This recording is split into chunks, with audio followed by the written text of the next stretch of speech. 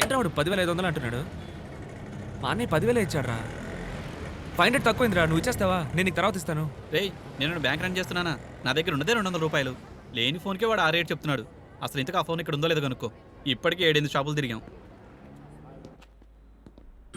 Welcome sir. అన్న Nokia 7500 diamond cut అది ఉందా? లేదు సార్, మేము యూజ్డ్ ఫోన్స్ అవి డీల్ చేయం. యూజ్డ్ ఏం కాదు, కొత్తదే అడుగుతున్నాను.